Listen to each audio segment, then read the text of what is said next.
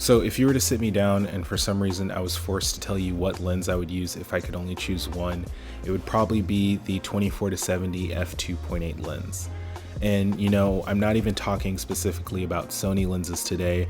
I'm really just talking about the 24 to 70 in general because it's a lens that is popular amongst a lot of different camera brands, and it's there for good reason. With the 24 to 70, you're going to be able to get most of the focal lengths that you're ever going to really need, making this a very versatile lens that you can use in any situation, especially considering that this is also a constant f2.8 lens, meaning that you're going to be able to get really blurry backgrounds as well as low light performance. Some of you may consider yourselves to be photographers, some of you may consider yourselves to be videographers or filmmakers, but nowadays people don't really care what you call yourself. You're really just a person with a camera, and you kind of have to learn to do both. Even if you shoot just photos, somebody's going to ask you to shoot video. Even if you shoot just video, somebody's going to ask you to shoot a photo, and you kind of have to learn to adapt and become more of a hybrid shooter.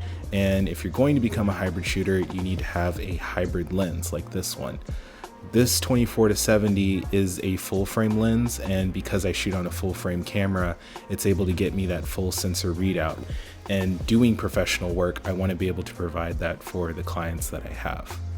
Now, it's fairly impressive that all of this is packed into one lens, but it does come at a cost. 24 to 70 lenses do tend to ride more on the expensive side, but it does for good reason when you really think about what it's providing. This does the job of many lenses in one package. So even though you might think, well, I could buy a bunch of different lenses for the price of this lens, as expensive as this is, you're gonna still be spending the same amount of money to cover all of the focal lengths that you're getting out of this one lens.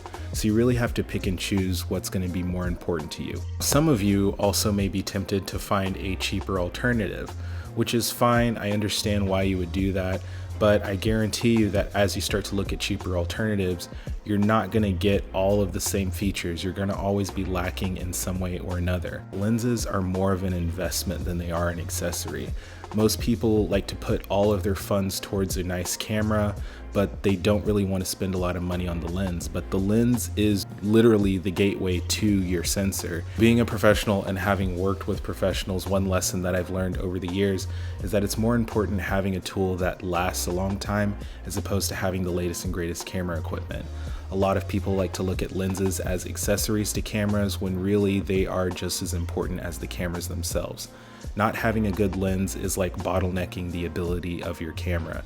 So investing in good glass, especially like this, a 24 to 70, is something that's going to be multi-purpose, high quality, and is going to last you and outlive any camera that you're going to put it on.